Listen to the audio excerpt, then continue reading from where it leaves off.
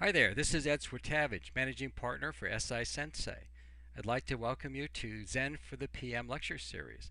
In this particular session, I would like to do a couple things. One is to explain what is Zen as it relates to the PM, and what does it really mean to you specifically with the projects that you have to manage. Let's talk a little bit about Zen. Zen really was developed from the school of Buddhism, and it's noted for a couple things. One is for practicing and also for experience. So it takes a combination of practice and experiential wisdom, and you try to drive that to attain higher levels of performance. So in business terms, what you're really doing is you're trying to get the highest level of performance from your project team. This is primarily accomplished by sharing previous experience that you have and other team members have from lessons learned in what you've done on projects and how you can apply them on the project you're on today and on the projects that you have moving forward into the future.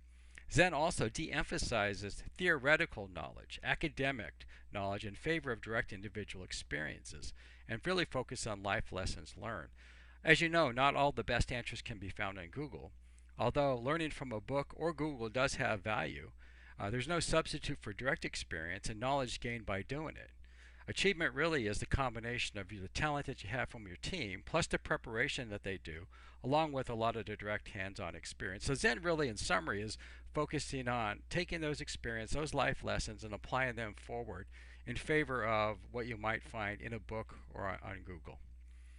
As we move forward, there are three areas of knowledge domains that you really should understand. The first one really is institutional knowledge, and that would be knowledge that is developed, knowledge that is teachable, so that you can teach this to your team members, share it with others.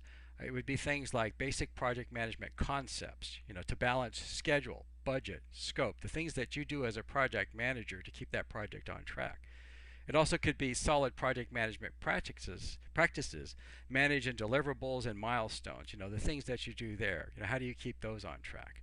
Experiential knowledge really is learning from direct hands-on experience from your team members who have done this many times, and yourself, obviously. The ability to predict the project risk and issues before they occur keeps the project out of the ditch. You don't want to let a project or risk occur if you've seen that before. You can get ahead of that and prevent a lot of hardship for that project. You can also have the best answers and troubleshoot ideas because you've already seen them before. You've seen that story, that movie before on a previous project. How do you apply that more effectively on the project that you're on and keeping that on track?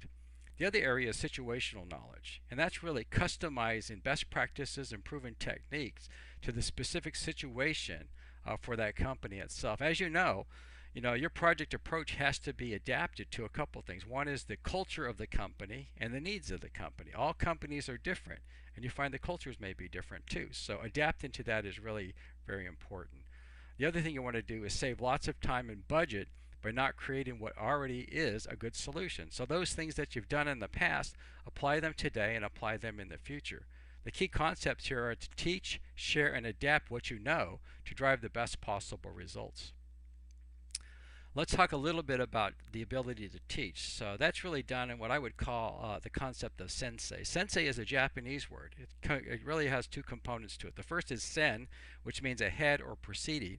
The second is sei, which means birth or life. When you put those two together, a sensei is one who is ahead of you in life, someone that has lots of experience. They're a teacher. They're regarded also as a role model. In business and industry, a sensei is often referred to as an expert who coaches or advises others, using the three knowledge domains that we've talked about previously. If you talk specifically about Zen and how that can apply to your project, what you're really looking at is taking your practice and experiential wisdom to create high performance project teams and applying these key knowledge domains to teach, share, and adapt those best practices to avoid issues using past project experience. You don't just want to be a project manager, you really want to become a sensei, one that teaches to others for your projects themselves. That concludes this particular session of the lecture series. If you have more questions or comments, you can contact us directly at www.sensei.com or contact me directly at ed.swatavage@sisensei.com. I look forward to your feedback. I look forward to any questions that you have. And also, if you'd like me to cover other topics, I'd be very happy to do that too. Thank you very much for your time.